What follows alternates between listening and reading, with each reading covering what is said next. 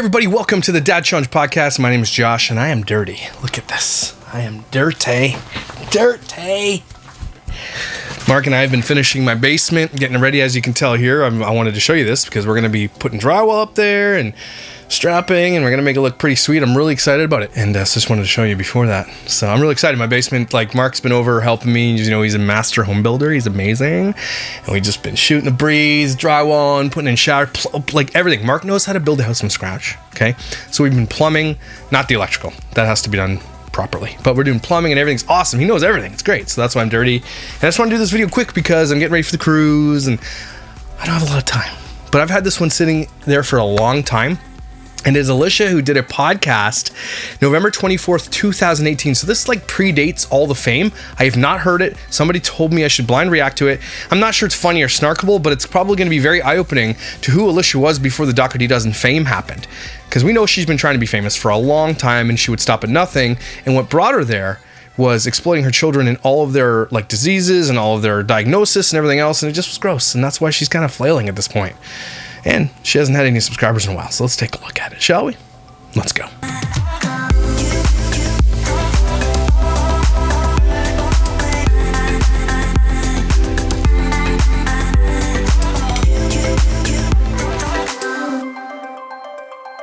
So if you're new to Dr. Dozen, welcome. Just kidding, you're not new. You're here for this. So this one is from a podcast called Maria Thomas Fisher, I guess? Really weird. I think she's a talk show and a radio I don't know. Doesn't say anything else. I'm not screen recording this. I'll just put Alicia's merp face right here so we can just look at that. But yeah, apparently it's pretty eye-opening. So let's take a look at it and see where she came from. Because before we get started on that, actually, I wanted to show you this. I can show you because I'm not screen recording. But I'm going to put it in here.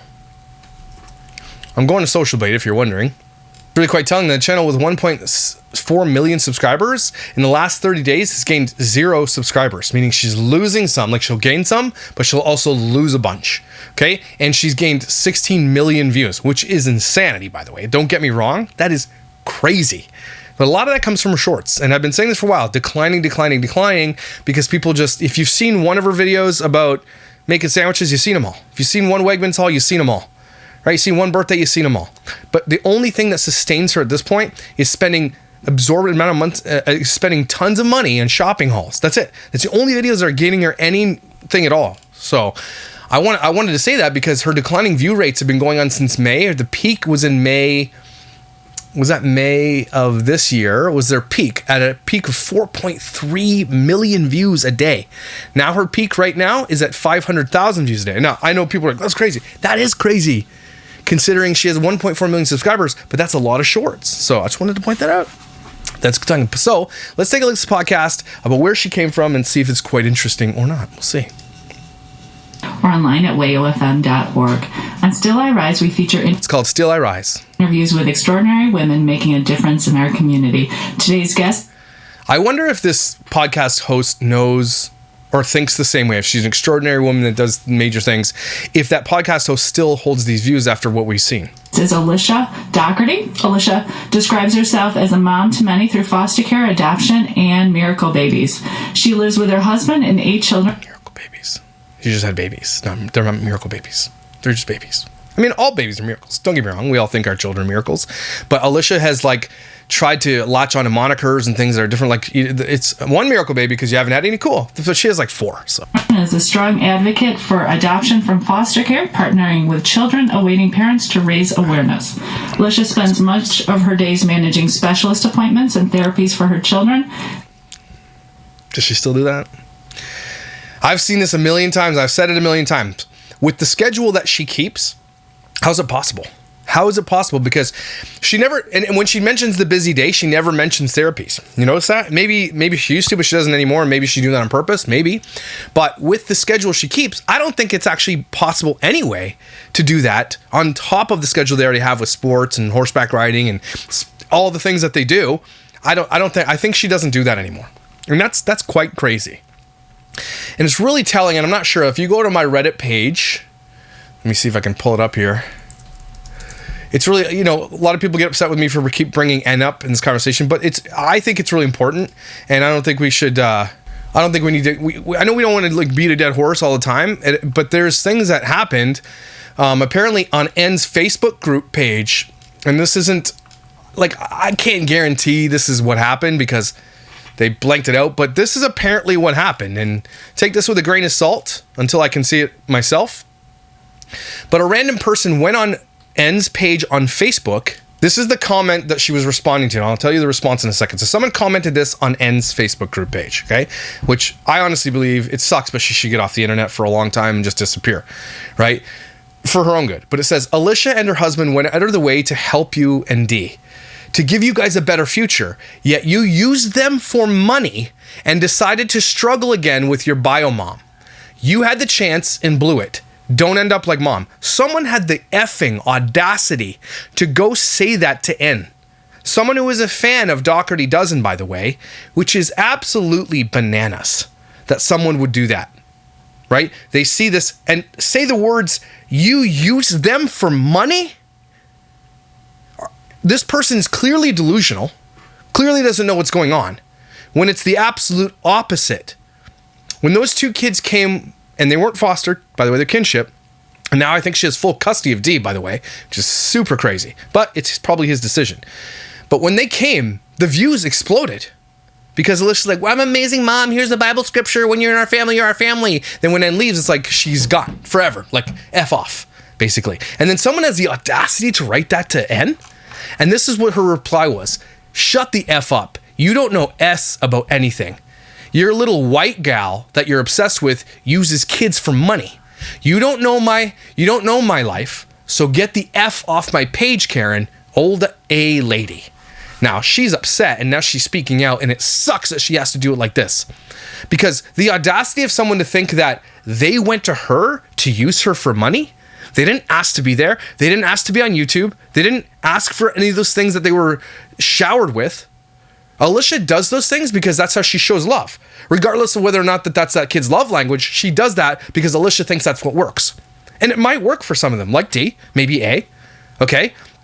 But it's no way it's going to work for all 12 of these kids, right? But she's always one size fits all. They all wear the same dang clothes. They all do the same thing. They all go this, they all have that. And she never lets them experience life separately, especially when it comes to their clothing choices and where they go and what they do. And everything they do is filmed for the camera. So it's the audacity of this person to say that N used Alicia for money? Are you out of your effing mind? Sorry, that was a sidetrack. I understand that, but I needed to point that out because I was really upset. And their family motto is there's always room for one more. Unless you leave and then F off. I recently met Alicia at the Human Service Worker of the Year Awards, where she and her husband received the Family of the Year Award, and I knew I had to have her on Still I Rise. Welcome to the show, Alicia. Thank you, Maria. Did you know you always wanted to have a big family? Not really. I grew up across the street from a family of 7, and they just kind of fascinated me. There was just always something to do, always someone to hang out with, always so much love. Always someone getting lost, always somebody crying, always bugs and stuff. So that kind of got me thinking about a large family, but I didn't necessarily think that would happen in my life. So the answer is yes and no? Okay, good. It's a question. Sure. Can you talk us through your journey to becoming a foster mom? So about 9 or 10 years ago, my husband and I had been through 7 years of infertility and pregnancy losses at that point. And all we wanted was a family and to have children. So we researched all the different forms of adoption, and adoption from foster care was the right fit for our family. I wonder why, though. Is it because it's easier and you get it faster? Because I actually do wonder why. And that's not a snarky question. I just wonder why she says that. Maybe she'll expand. Realizing that at that point in time, there were 108,000 children in foster care waiting to be adopted in our country. That number has currently gone up to nearly 118,000 children waiting to be adopted in our country. So we dove into the training classes to start our family. 7 years is a long time, and it's a lot to go through in dealing with infertility. How do you deal with it? How do you get the strength to get through that? At that point in time, it was a really low point in my life. I found support online, mostly. There you go. Like, I get it, sort of. But also, Dang. That sucks. There was a local support group back then. I believe that has gone away. Seems like everything's changing to online support groups these days. So I had a blog and I had a lot of online support that got me through Yeah, blogs, remember? Yeah. So she's been trying this forever. And I think she was doing this, like the blog, before kids came too. So she was always like, I think she's always had in her mind, maybe she should have asked, this has always been in your mind to be a mommy vlogger, a blogger, or someone who wants to share motherhood with the internet? I hope she asked that question. That's an interesting question, because I think the answer is yes. Did she ever think she'd get here though? I bet you she'd say, no way. There's no way she'd ever thought, because I can't believe it. Fertility and our losses, and then they've continued to follow our journey into foster care and parenting and just be such a support for our family. They're amazing. So online support was definitely helpful to you. Were people in your family supportive? Were you able to talk to your friends and family about what you were going through? We were, but pregnancy loss is such an isolating type of grief that many do not understand. So it kind of isolates you, and you don't want to talk about it. You don't think it's appropriate to talk about. And so, yeah. That's interesting, because I'm actually quite surprised. So, Alicia's an intelligent person. Like, I know you guys are like, oh, like, intelligent in the way that, because we know that she does things on purpose. She knows how to manipulate algorithms. She knows how to get to where she is. She's not dumb. Okay, she's actually quite well-spoken until she says elementary. That's the only thing she really gets wrong. But like, she's very calculated. You're not, people who are calculated are not stupid. Okay, they do things very much on purpose to get a rise or to get comments or to manipulate an algorithm. So it's so eye-opening to me listening to this, is that she could have went a completely different route and likely probably wouldn't have got anywhere. And so when she manipulated the algorithm to start talking about her kids, problems and like pages and pages of it, and the medicines, and then started drinking because she thought that was a thing. And then that stuff actually did help her. Like, that's what actually worked for her. Right. And now that she's been called out to like the nth degree by a million creators and everybody else, she's backed off that to a degree. She still does it a little bit, but she doesn't do the drinking. She doesn't do the provocative things as much anymore. And it's really telling, because the view counts are less than a quarter of what they used to be. So when she was doing all those things, it was getting her like hundreds of millions of views. And now she doesn't want to do it because she's getting called out for it. I actually think you might see her grasping at straws and reverting to the old ways, right? Until a whistleblower, N, or somebody like N, comes out and tells the actual truth of what went on. Because you know that N knows things, okay? And I'm glad that she got away, but she also has the power to stop exploitation and to put a stop to this madness. And it's not her responsibility, but she has the power to it.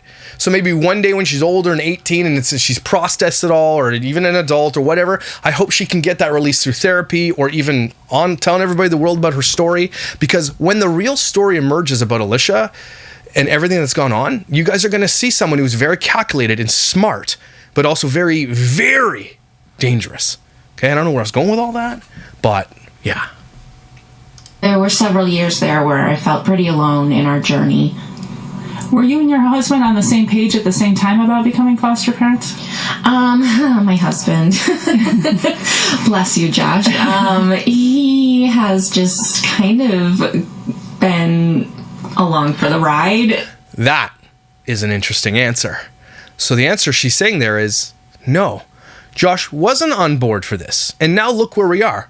11 children. Okay, Josh, and from the get-go, he didn't want to do that. So again, think about this for a second. Alicia wears the pants. Josh is, he gets upset and mad at all these things, but he has to live in this world. But he was also pulled into this, and the money was too good to pass up. I mean, they're making, like, I'm telling you guys, they've made millions of dollars on the internet. Millions. It's insanity how much money they've made. And so that kind of started happening. So maybe he's like, oh, okay, well, maybe it's not so bad. But if it's about the money, that sucks, man. If you initially didn't want to do this, then why did you force your husband to do that? Because that's not an answer. Unless both people are fully on board for doing this, you probably shouldn't. Because parenting is a big decision. And if one of them isn't really all in, like you're looking over at Della Vlogs, when I think his name is Matt. No, it's not Matt. I don't know what his name is. Dallin, an idiot. He didn't want to. He thought it was giving up. Now, Josh is probably maybe more men are like that than women because men aren't inherently mothers, are not bred to be that way, and we're not built that way, and so it's just different. We're not as caring, or I don't know what the nurturing or whatever we have. It's just different, right? But that's really, really telling that she kind of like, he just along for the ride for 12 kids at one point, just along for the ride. That's really telling he didn't want to do that. In a good way. I know there are not many who would put up with my crazy ideas, but he does, and he's like, all right, okay, let's go. No.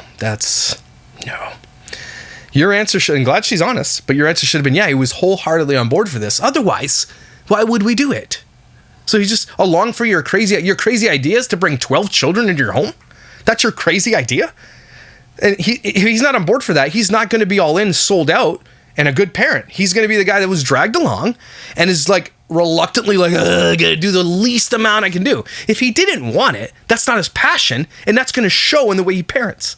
That's not funny. Do you have any fears about being a foster parent? We kind of went into it blindly thinking, we can change the world and we can do this and we have so much love to give. And see, Alicia's idea of love is way different than everybody else's. And maybe she's right. Maybe that's her heart was open. Because remember, this was before the fame, everybody. The fame didn't happen until 2020, lower 2020, like beginning of 2020. So this was 2018. I don't think she was famous. There was nothing going viral, nothing. So she might be right about this. And maybe at the beginning, everything was different. But then when social media came around, she said the other day, in her day, she's like, I post to 7 different sites every single morning. Right? When all of that started happening, her life took a change. So at one point, she was probably parenting properly, right? Therapies and spending time with kids and actually cooking when they're supposed to eat in the morning, not waiting 2 hours to have cold toast, that kind of thing. This took over. And the time that she spent before with that many kids was taken over by social media. And Josh isn't going to do anything else. He's got a full-time job. Now, if Josh really wanted this, he could have easily quit his job and they would have been, his money is negligible to what they bring in, okay? They wouldn't even feel it if he quit at the peak of their channel, okay? And if he was really on board for all this, he would have quit and said, okay, well, you got social media now, you're the breadwinner, I'm going to take up a bigger step here and be a bigger dad because we're missing out on the therapies, we're missing all these things because now you're spending, 12 hours a day on the internet and creating content. This is things that she did not do before, everybody. That's time consuming. And we know that she edits with her phone. She doesn't even have an editor. She doesn't pass it on to anybody. She does it all and then does it all, or according to her on the video, like putting toothpaste on toothbrushes and doing all the laundry and everything else, shopping. So there's just no way there's any time in the day, considering that she doesn't know what she's doing with the editing and the technical side of things. Because that stuff's difficult, everybody. It's not, like I say difficult, technically it's difficult. It's not physically hard, but that's time consuming. And some of her videos are 4 hours long. So this is so eye-opening. The reality of it is it's hard, and these children come from such broken places, and you can give them all the love that you have, and that might not be enough for some of these kids. So it's been a learning curve for us on how to be the best parents that we can be. See, Alicia, I know I'm pausing a lot, but this is really eye-opening. See, Alicia thinks all the love you have is buying the Nikes and junk food. Like, there is no time spent. And when she does it, now it seems like every other 3 weeks, there's like a Monday with one of the children. Like, I'm sorry, that's not conducive to good family living. If you have a large family, spending one-on-one time is important. Yes, I understand that, but also doing things as a family is really important. None of these people do that, by the way. They all have their own Switches, their own iPads, their own iPhones, their own gaming systems in their rooms, their own TVs. They all live in their own little worlds. They actually don't do things as family. Sometimes they might sit down and eat, maybe, but then that's in front of the TV and then they're all off doing their own thing, right? There's not actually building into them things like we've seen, right? They can't even put toothpaste on their own toothbrushes. Okay, they can't even get their own backpack. They can't even get their, this and that, grab a snack or whatever. She does everything, or so she says she does, for these children. And you're creating dependents that aren't learning anything. Also, you're not actually parenting them because it's literally physically impossible. There's not enough time in a day. And can you talk about the children in your family? You have foster children, you have adopted children. Yes, we have 8 children. Alex, we got 9 years ago from foster care, an adoptive placement through foster care. He was 4 years old. We flew out to South Dakota, and 2 days later we flew home and had a 4-year-old. So that was crazy. And it's been That's so surprising to me. I wonder why they do that. Is it because they want them away from the ability from someone to find them or anything? That's really crazy, because I know that A's mom was not a part of his life, and there was no open adoption because of it, but then she opened up the adoption. So it's, another reason is like, was there a reason she was cut out? And if so, then why did you bring her back in? Do you know? There's like, this shirt is so dirty. A whirlwind ever since. 6 days after we adopted him, we found out we were pregnant. And 1 year after we had our baby girl, we ended up with another foster adopt placement, James. So that brought us to 3 kids in 2 years. And then you like being busy. Yes. And then yeah. The basis of it is in 8 years we had 8 children join our family. We just finalized the adoption of our foster twins, 8 official Dr. D's. What's it like in your house? I'm just smelly. There's lots of floor fries. imagining it's a lot Stinky. of fun, a lot of toys. Yeah. So loud, just loud. Loud and chaotic, and so much fun and so much dancing, and they have their sibling tiffs like most siblings do, and we let them work their way through it most of the time. What? And yeah, it's definitely fun. It's fun. Mm-hmm. Are the things you just had to let go when you have that many kids, like having the cleanliness, toilets, septic. perfect house? I'm imagining it's got to be challenging. Yeah, one day my daughter woke up and started making snow angels in the crumbs on the floor. See? Some of those are fries, some is dog food, some is probably literally crumbs. Probably White Claw cans. That's when I was like, I maybe should sweep. That's gross, though. I mean, don't... If you can do snow angels in the crumbs, I mean, that's bad. Like, that's really bad. I never knew what to do with the crumbs on my floor. I don't know. You sweep them or vacuum them. I don't clean my house now, so this is awesome. I can be doing snow angels. No, don't. I have an idea now Dirty. for my Christmas party. Dirty. That's fantastic. Fantastic. Yeah, honest you just gotta go with it. You foster children with special needs who can be harder to find placements for. Yes. Why did you decide to become a parent to children with disabilities? My husband is a special education teacher. I was a special education teacher before we became parents, and I decided to stay home with the kids. So we both have that background. I grew up with a brother with bipolar disorder, so I also have the background of dealing with... Is that her brother? That's the cop guy. Or is that Josh's brother? ...people with mood disorders. So when these children come to us with mood disorders and special needs, they don't really overwhelm us because that's just our life. Because this is how she copes, because they do that and she ignores it.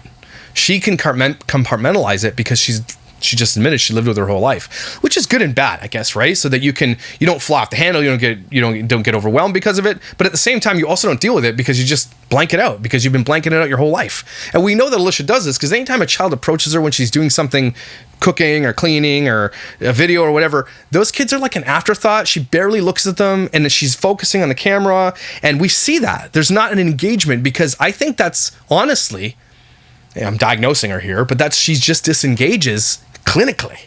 I don't think she's doing it to be angry or mean or whatever. I just think that's her coping mechanism, because she's coped with she just admitted it, her whole life. But at the same time, again, the good and bad of that is that those kids aren't getting yelled at, shut up, and all, but I'll say they're also not getting dealt with properly. So, yeah. And we're used to it, and it's not something that is scary for us. Are there challenges in meeting their needs? Yes. There yes. are. I would say the biggest challenge is the attachment disorder. The children come to you with kind of blurred lines on what a healthy attachment is. So it's our job to rewire their brains and teach them what a healthy love is, healthy attachment, healthy stability, and that just takes time and a lot of effort. And again, might have been doing that early in the game. Might have been. And hopefully what sounds like she knows what she's talking about. Just, again, Alicia's intelligent, people. She does know what she's talking about. Okay, but then as we see it now, where's all this? Right? The unhealthy attachments and things like that, when it's just like, hey, go play video games in your room or go do this and that. You know, here's tons of things. You don't have any, I have no expectations of you. I'll do everything for you. It's not good for attachment. Guys, don't forget, I am an adopted dad. Okay? I know from experience, I dealt with growing up as a kid who had attachment issues too. Right? I know from experience what she's talking about. I had to go through the same courses and the same house studies and the same thing with CPS, not CPS here, not CAS. No, CAS here, it's not CPS. And we had to learn all these things and go to these classes, and I had to deal with some of my younger, things in therapy because I was like, oh my gosh, I can't believe this stuff it's legitimate. But where is it all now? Right? She says all these things, that's great. I love it. And likely was doing this. But why change it for fame and cash? And these kids get to be your cash cow, but they lose all that other thing that you likely were doing that you're talking about. You know what you're talking about. That's the saddest part of this, guys, is that she forsook these children. Is that the right word? She has forsaketh them for the fame and cash, and now is just too busy to do all those things. And now she thinks just buying them things and keeping them busy, and maybe it is working to a degree where they're busy, but that's not going to be long-term success. Not at all. Consistency. What do you wish people knew about children with disabilities, especially those in foster care? You or me, it's about including everybody and being kind and being inclusive. Were you kind to N? Were you? No, you weren't. Again, I think she is absolutely in fear of the things that N knows and likely has complied with whatever she's had to comply with on N's side and take me off the channel, although she's still in old videos. Maybe they're working on it. Maybe they have 90 days to get her off. I don't know.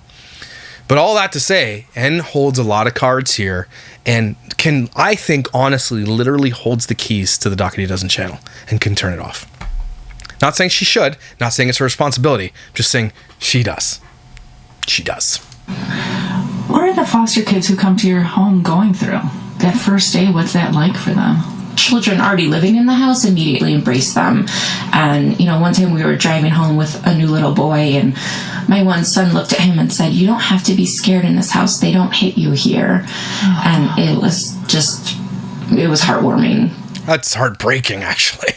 I mean, heartwarming the kid said that, but at the same time, like, they know the kids suffer the hate. And this thing that makes this worse is that Alicia, I think, honestly did at the beginning, before the fame, did this and didn't do it for fame because clearly she didn't. She didn't because she would have done it early. This all came after this all went down. And to hear all these stories is like, yeah, you're awesome for doing all this stuff. Why did you change it? Why did you shift to the cash and the likes on social media over who you used to be? This is a huge transformation. That's money corrupts. That's it. We know that, and it's like it's proved time and time again with every influencer we've ever seen out there. Money and fame and the attention, all that stuff that we see, that stuff is not good for humans. It really, really isn't. Wow. And you're white, because we're on the radio, people might not know that. Yes. And you raise children some of whom are African American. Yes. What is that experience like? You were talking to me a little bit about that, and has that surprised you, what that's been like? Yeah, we grew up white, obviously, and when you're sheltered and you think, oh, racism doesn't exist, and oh boy does it. When you have children of color enter your family, suddenly you're met with, wow, I never realized that family member was racist. Okay. She's sort of racist. I mean, if you have racist family members, throw them under the bus. Go for it, actually. I'm not going to call her out for that. Yeah. And maybe that's, I'm not saying who it is, but dang, they have racist family members? Holy crap. let's reevaluate who we're inviting over for the holidays. And you go out in the community, and I have the door slammed in my face sometimes when I... No. Come on. What? Maybe it's because I'm from Canada or something, and I grew up poor and in very, very mixed communities, and my mother is half Indigenous and half Black, and I grew up in a world like that and just didn't see, because we were, again, I think it's where you're raised, obviously, but really, people slamming doors in your face. Now, I'm not saying that doesn't exist, but I'm like, what? So I'm taking all this with a grain of salt, understanding who she is now between who she was then. So I'm not snarking on her saying I don't think she's lying. She has no reason to lie at this point. She's not trying to protect the channel or anything like that. I have my Black children with me. I've been accused Slam the doors on you. And now you have this big platform, and you can call out people who did that to you, and you don't call them out? That's interesting. You should probably call people out who did that to you. Shoplifting when I have my Black children with me, and I could go to the same store with just my white children, and I'm smiled at, and the door's held open for me, and there's, unfortunately, it's just two different worlds that I didn't know existed. How do you deal with that? Well, I have a big mouth, so... No, Alicia says she's absolutely scared of talking to anybody in public. She doesn't want to... So she's, again, either she's lying then or she's lying now. Because, like, does she do confrontation? She doesn't do confrontation. And she said she's absolutely deathly afraid of it. So no, she doesn't. I'm often like, search my bag. I have nothing to hide. And, I've called management on workers who have accused us of shoplifting. But it's also Agreed. And I'm not trying to say she's dead. I'm not trying to say her lived experience isn't true. But man, if that's places that you've been and you still are and you live there, why not call them out now with this big platform you have? Reach out to them and say, it's totally unacceptable for you to do this when I was young. I remember this happened. And, I want a statement. I want you to apologize to my sons for what you did. Like, I mean, she obviously didn't film it or anything like that, but like, that seems crazy to me. Something that my husband and I are very aware of, in that raising our Black children in Pittsburgh, New York is going to take being conscious of how others view them and making sure that they are always being responsible. How do you help the kids through that? Do they feel that already? Do you think they're feeling that racism? They do. My twins are 4 years old, and just recently, one of them has started saying, like, I need to go live with a different mom who's Black, and it's actually his bus driver. He wants to go live with her. It's actually very telling that your kid doesn't want to live with you at an early age. Again, this is all before the exploitation. So, I'm just saying it's telling. Because she's not white, and he thinks that he needs to be with someone who's not white. And so we've been having a lot of talks lately about, God loves everyone. God made everyone differently. We love everyone in our family, and this makes you, and we love that. I'm just reassuring him that he is awesome just the way he is, and he belongs in our family. Where do you think he's getting those messages? Everywhere. Probably. Everywhere. You can't just say blanket statement. Everywhere. What do you mean everywhere? It's 4 years old. He's not. Is he in school yet? No. 4-year-olds aren't in school yet. No, they're not. What do you mean everywhere? The kid lives with you. He's not. Doesn't go to school. Everywhere. What? That's so weird to me that I glossed over that too. Like, the bus driver at 4 years old. Am I crazy? Do 4-year-olds go to school? Or like the bus driver is she lying right now? Because I'm Googling this. Preschool for young children between ages 3 and 5. Some preschools, though, admit younger children. So they're not going to preschool because she said she left her job to stay at home and take care of the children. So they're not taking a bus to preschool. They're not going to school because school doesn't start till like 6, right? Well, I know from my experience, okay? Pre-K is like 5 or 6 years old. So she's lying right now. That's lying. I mean, I would... And it's really weird because, again, I want to believe her here because this is before fame. And this all started back in like 2017, 2018, and it like ramped up exponentially until today. That being victim gives you points. There's victimhood status that gives you points over everybody else. Everybody's vying to be a victim to some degree because you get attention from it. And you can't argue with that. That's exactly what's going on in the world right now. Everybody is like, as of this, like, even I am guilty of doing this. Like, I'll be like, as an adopted dad, I'll say this. And someone will say, as someone who's, I've even said as a kid who was SA'd, that I have stronger feelings about certain things. And that's me using my victim status to elevate my words or my opinion. Okay? And I'm not saying it's bad per se all the time, but we do live in a society that values that very highly. So why is she lying is the question. I don't think school, I don't think the boss, media maybe, or maybe this is just him internalized. He's not in school. He's 4 years old. Why doesn't the person say he's in school at 4? Saying that Your family members who weren't accepting, did they say racist things to you, or you just knew from their behavior? we just kind of felt it from their behavior, and over time they've learned to accept our children, and they realize they're not going anywhere. So she's being very obtuse about, or like very, I don't know what she's doing. She's not, no, they didn't say anything racist, so how'd you know they were? Well, we just assumed.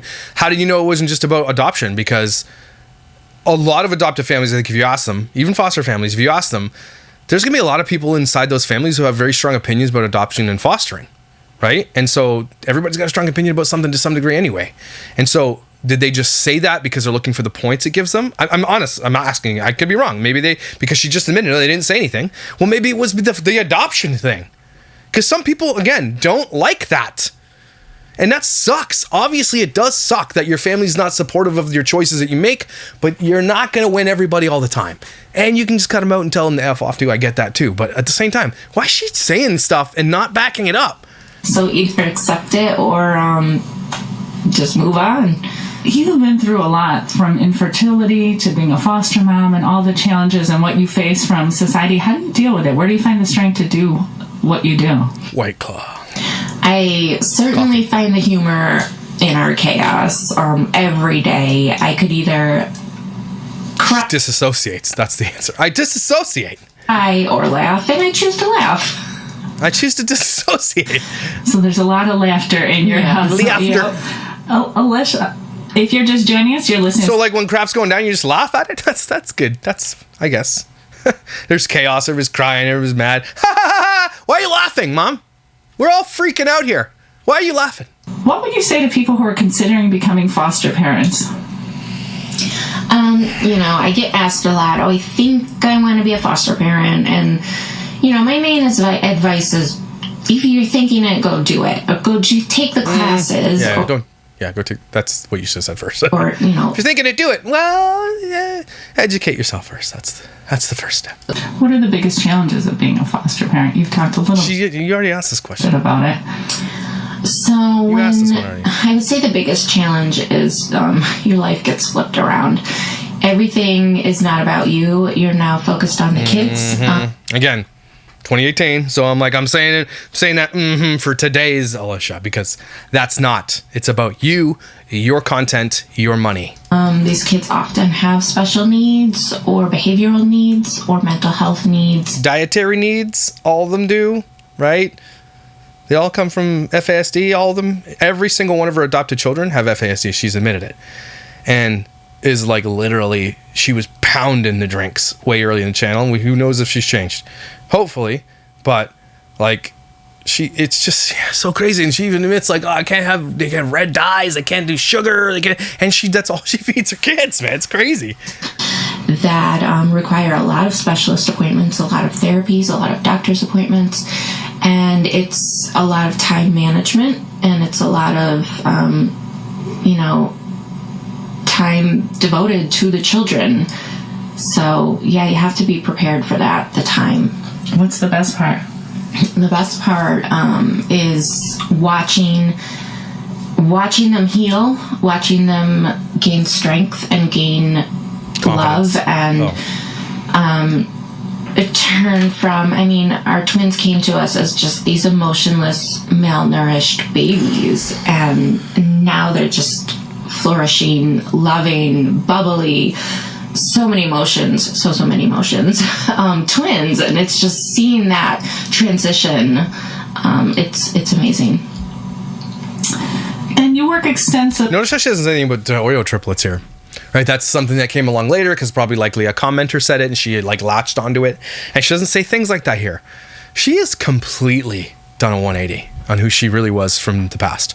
And again, I want to believe a lot of things she's saying here, except for the kind of the low level weird lies that she's making up, which is really weird, but can understand why. Maybe she just want to say it, but but this is really interesting. Just recently, they started their own adoption agency, the Corbett Agency, and now they can not only train you to be a foster and adoptive parent, but they can help you through the adoption process of adopting one or more of these 118,000 children waiting to be adopted in our country. Is it an extensive process? I'm assuming it is. It is a 10-week process, yes. You have to take 10 weeks of training. It's a 3-hour training 1 time a week, teaching you all the parts of... I say, can I get this done in like 4 days? Let's go full time. Parenting children from foster care. Once you do that, you also need your house to be approved. And there it is. That's really interesting that Alicia has been approved to adopt more and foster and kinship more when she's admitted on her channel many times, this house isn't built for this. The septic tank isn't built for this. They literally can't do laundry at their house. They can't eat off real dishes. And the house is just not zoned for that many kids. Like, I don't think there's egress legally. Like, I don't even think I've ever seen a fire extinguisher anywhere in that house. And maybe there is, but I'm just saying from what we've seen, I don't see it anywhere. Right? How are they approving her in a home that is not meant for that? That's the first thing you should be doing. Like, look, this home is meant for maximum 6 people. Okay, so that's it. That's all you get. If you want to move to a home that has more space and all this stuff, we'll give you more kids. But what's the point of all these tests and all these, like, oh, you have to follow this, if they're not actually going to follow through with those things? Because if the home isn't made for that many kids, kids are going to end up double stacked in rooms. They're going to be in basements where it's dangerous. Right? There's a fire, it's just not safe. That's why they have the rules to begin with, man. So how did they get around that? Something's fishy about that.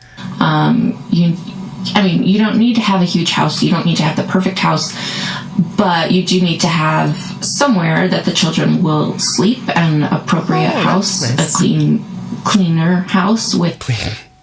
And she just admitted her kid was literally doing snow angels and crumbs. Okay. Chemicals locked up, medicines locked up. Her medicines aren't locked up. Again, we know all this now. Isn't that crazy? Like, again, she didn't do any videos on this.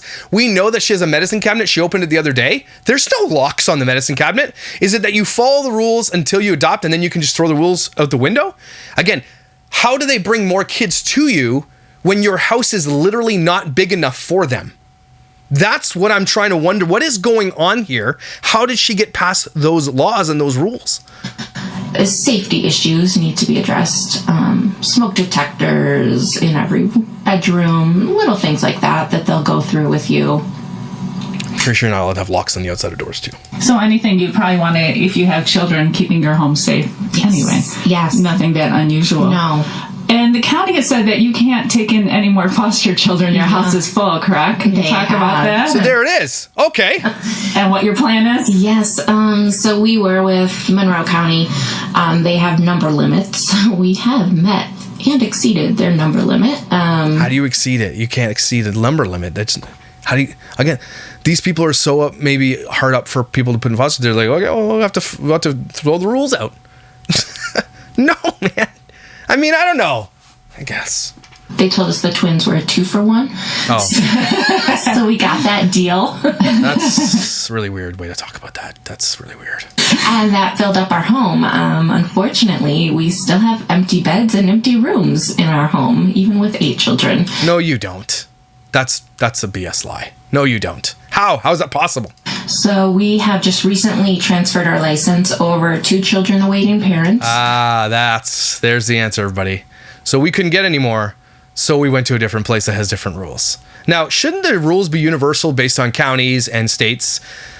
That's really weird that it's not. That some adoption agencies say, okay, well, you can't have any more, but then this one's like, hey, we can put 40 more in there, let's go. That seems like a rule in place for a reason, and why is one forsaking that? That seems really weird to me. So that we can continue to adopt from foster care. I love you were talking to me about you just got a bigger home and your husband and you walk in and together you're like, oh, we can fit more kids in here. Some people would think No, Alicia said that. Josh didn't say that. 8 children's enough. Yeah. But in your family. So I can't believe she just admitted that we went somewhere else to skirt the rules of not being a big enough house to have. And they're talking about the house that they're in currently right now, everybody. The one that they can't, run the water too much, or they can't do laundry and they're running the septic piss laundry water out to their neighbor's yard, and there's no egress as far as I could tell. So just because you have rooms doesn't mean that they're legal. That's another thing, right? So man, that's frustrating that you can just skirt the rules and the kids are the ones who suffer. There's always room for more, right? Yes. That's what you're saying. No, there's not. Do some of the children, have you adopted all the children you're fostered, or do some go back to their biological parents? No, some do go back. Yes, we have had that happen. And, it's funny because for a while after they leave, my kids will still, set the table for them. They're going to come back. And it's so sad. But That's heartbreaking. What's your dream for that system and your hope for it? How much time do we have? We have plenty of time. We got 10 minutes. We need a reshuffling in our child protective services. Definitely, there needs to be more workers, higher pay. I'll give her that. Yeah, more teeth, more ability to take kids out of dangerous situations. How many times have we heard now, even on this channel, especially with the passengers and other people that we've talked about in the past, and kids that have died, there's documentaries about kids that have died, where CPS doesn't have any teeth, they have no ability to do it, and then they go to a house, oh, everything's good here, and the passengers' kids are literally at another place being hogtied and abused and starved. And she's absolutely right about this. But what I don't think she realizes is that, well, maybe because, again, this is before fame, is that this won't help her in her fame. Because I think not only does CPS need, obviously, to make themselves more durable in so many ways, pay these people what they're out, okay? I think if you work for CPS or any of these types of agencies, you should be making $90,000, $100,000 a year. I don't care what it takes. That will bring in very good, talented people. It really will, okay? People who get paid a lot really like their job a lot more. It just makes it easier too to pay the bills and money, less stress. Also give them more teeth. I'm telling you, give them more teeth. There's abuse happening, then it's happening. Just because you go and they're like, oh, it's all good here. Okay, bye. That's honestly, if you looked at the inside scope of what CPS does, it's crazy. Sometimes they will, I think even a lot of times, they'll just call the people that they're coming to investigate. Hey, we're on our way in 2 days. There's just, it's almost built that way on purpose because because the truth is if they had more teeth and they were allowed to do more, there would be a lot more kids in foster care, and that's scary. So then, beef up and make the foster care system more durable, right? If you're going to foster kids, cool. Here's $20,000 extra a year, $30,000 extra a year. It's going to cost you a lot of money, but so be it, right? Make it easier to do. In Canada, if you're not vaccinated, you can't foster children. Did you know that? That is bananas. Okay, I mean against COVID, not about the other things. Just COVID. No, you're not vaccinated. No. They don't care. It's so crazy that they will allow kids to rot in a system that's so dangerous to them because some of the potential parents aren't vaccinated against COVID. Okay, uneffing believable. There is ways to do this. There's ways to overhaul the system and make it more durable, and they won't do it. Just like government won't overhaul anything that needs to be changed. Because they don't want to. My faith kind of hit me like a ton of bricks, and I was like, I've been doing this all wrong. I've been trying to do this on my own, and here's God waiting to help me along this path. So that's when I kind of dove in head first and realized that I can do all things through Christ. You can do all things through Christ. Wish I could tell you everything I knew, but when this stuff comes out, man, it's like. And maybe it was legitimately what she thought back in the day. But when money, honestly, I think this and believe this as a person who was a pastor in the church. Money to most people is corruptible. It corrupts most people. Now, I know lots of Christians who are very, very, very absorbently wealthy and do really good things with their money. And they're not corrupt to a degree. But I know some rich Christians who are absolutely corrupt. And a lot of those corrupt Christians sit on boards at churches, by the way. That's another thing. But all that to say is that when money and fame came along, it felt like everything else, her faith, everything took went to the back burner for the things that took over instead. And she still, she still mentions those things here once in a while and all that stuff, but at the same time doesn't really live any of those principles whatsoever, not especially in her children, right? I remember during COVID, she did a video, she's like, oh, my kids are saying the F word, and to talk about doing doggy style in the kitchen. It's like, is that really a faith-based household? I don't think so, right? And so I'm not saying you have to. I'm just saying stop saying that stuff if you're not, because it's so weird that you would use that. Things you've cringed that people said to you? Actually, no, there's one thing. It kind of irks me when people say, okay, which kids are your real kids? I mean, all you have to do is look. Actually, that's not true, because Ox literally could look like their kid. Because they're all real. None of them are fake. But you know what they mean, Alicia. Like, I get it. Don't say that either. I understand, but it's like, you know what they mean. I know what they Which ones are adopted? mean. They're saying which ones are your biological kids and which ones are your adopted kids, but they really are very all real. Mm-hmm. No one's thinking or not, so you just made that up. You have a number of ways people can learn more, see what you're doing. Can you talk about that? Yeah, I currently am not blogging. I just ran out of time for that. Very interesting, Alicia. You ran out of time for blogging, but now you do it fully 100% a million times. I didn't have time to blog. But now she like if she didn't have time to blog on a Yaya blogs, how does she have time now to do what she does? Boom. You seem like you'd be pretty busy, I'm guessing. So I keep up on Facebook and Instagram. Both are under the Lit Brady Bunch. I like the Lit Brady Bunch.